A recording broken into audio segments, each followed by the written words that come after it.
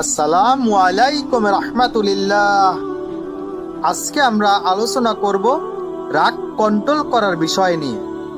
রাগ নিয়ন্ত্রণ করা খুব সহজ উপায় জেনে নিন। আপনি যদি রাগ কন্ট্রোল করতে পারেন, এই পৃথিবীতে কিয়ামত দিবসে সমস্ত সৃষ্টিকুলের সামনে আল্লাহ আপনার জন্য বিশেষ উপহার ঘোষণা করবে। কি সেই উপহার জেনে নিন। আবু জার রাদিয়াল্লাহু আনহুর বরাতে বলা হয়েছে যে একবার রাসূলুল্লাহ সাল্লাল্লাহু আলাইহি সাল্লাম আমাদের বললেন, যদি তোমাদের কেউ দাঁড়িয়ে থাকা অবস্থায় রাগান্বিত হয় সে যেন বসে পড়ে। যদি এতে রাগ চলে যায় তবে ভালো, নয়তো যেন সে শুয়ে পড়ে। আতিয়া রাদিয়াল্লাহু আনহু থেকে বর্ণিত, আল্লাহর রাসূল সাল্লাল্লাহু আলাইহি সাল্লাম বলেন, রাগ শয়তানের পক্ষ থেকে আসে আর শয়তান আগুন হতে সৃষ্ট। আগুনকে পানি নিভাতে পারে, কাজেই তোমাদের কেউ রাগান্বিত হলে সে যেন ওযু করে নেয়। আবু হুরায়রা রাদিয়াল্লাহু আনহুর কাছ থেকে বর্ণিত আছে যে এক লোক নবী সাল্লাল্লাহু আলাইহি সাল্লামের কাছে আবেদন জানালো, আপনি আমাকে ওসিয়ত করুন। তিনি বললেন, তুমি রাগ করো না। লোকটি আবার একই আবেদন জানালো, তিনি প্রতিবারই তাকে এই ওসিয়ত করলেন, তুমি রাগ করো না। বুখারী শরীফ।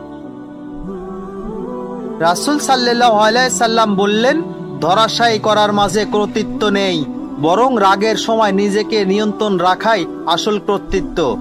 আমরা অনেকেই মনে করি আমি রাগ করে মস্ত বড় ধমক দিয়ে কথা বলে মস্ত বড় কর্তৃত্ব অর্জন করছি। আমাদের এটা ভুল ধারণা। সুলাইমান ইবনু সুয়াদ রাদিয়াল্লাহু আনহুর এর বরাতে বলা আছে যে নবী সাল্লাল্লাহু আলাইহি সাল্লামের কাছে এসে দুইজন ব্যক্তি কথা কাটাকাটির প্রবৃত্ত হলো। তাদের একজনের চোখ রক্তের মতো লাল হয়ে গেল। রাসূল সাল্লাল্লাহু আলাইহি সাল্লাম বললেন, আমি এমন একটি কালেমা জানি যা পাঠ করলে যে কারো রাগ দূর হয়ে যায়, আর তা হচ্ছে, আমি বিতাড়িত শয়তান থেকে আল্লাহর কাছে আশ্রয় চাই। রাসূল সাল্লাল্লাহু আলাইহি সাল্লাম বলেন, তোমাদের কারো যখন রাগ হয় সে যেন চুপ হয়ে যায়, কেননা রাগের মুহূর্তে তোমাদের মুখ লাগামহীন হয়ে পড়ে। হিতায়ত জ্ঞান শূন্যের কুঠায় নেমে যায়, ফলে তখন এমন কথা মুখ থেকে বেরিয়ে পড়ে যার জন্য পরবর্তীতে অনেকেই পস্তাতে হয়। এক্ষেত্রে ক্ষণিকের নীরবতা ভবিষ্যতের অনেক আশঙ্কা থেকে মুক্তির মাধ্যম হিসেবে কাজ করে। রাগ দমনের সওয়াব। আল্লাহ বলেন, ভালো ও মন্দ দুই সমান হতে পারে না, ভালো দিয়ে মন্দকে বাধা দাও, এতে তোমার সঙ্গে যার শত্রুতা সে হয়ে যাবে অন্তরঙ্গ বন্ধুর মতো।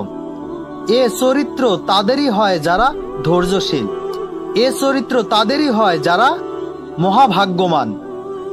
যদি শয়তানের কুমন্ত্রণা তোমাকে উস্কানি দেয় তবে তুমি আল্লাহর শরণ নেবে, তিনি সব শোনেন এবং সব জানেন। সূরা হামিম সেজদা 34 ও 36। নবী সাল্লাল্লাহু আলাইহি সাল্লাম বলেন, যে সুযোগ থাকা সত্ত্বেও রাগ দমন করে আল্লাহ তাআলা কিয়ামতের দিন তার অন্তরকে সন্তুষ্টির দ্বারা পূর্ণ করে দেবেন। নবী সাল্লাল্লাহু আলাইহি সাল্লাম আরো বলেন, ক্ষমতা থাকা সত্ত্বেও যে তার রাগ দমন করে আল্লাহ কিয়ামতের দিন তার গোটা সৃষ্টির সামনে তাকে ডাকবেন এবং তাকে নিজের ইচ্ছা অনুযায়ী হুর নির্বাচন করে দিবেন। সুবহানাল্লাহ। প্রিয় হাজিরিন, ইসলাম প্রচারের কাজে সহযোগী হন। এই ভিডিওটা দেখে থাকলে অবশ্যই একটা লাইক, একটা কমেন্ট, একটা শেয়ার করবেন।